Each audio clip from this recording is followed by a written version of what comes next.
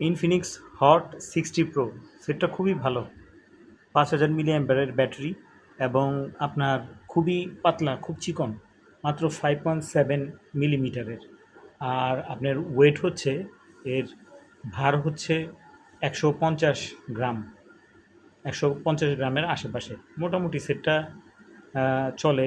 এবং খুব পাতলা সেট দেখে যে ব্যাটারি থাকবে না তা না, ব্যাটারি হচ্ছে 5000 মিলি অ্যাম্পিয়ারের, 5000 মিলি অ্যাম্পিয়ারের। রিয়ার ক্যামেরা হচ্ছে 13 এবং ফ্রন্ট ক্যামেরা হচ্ছে 8।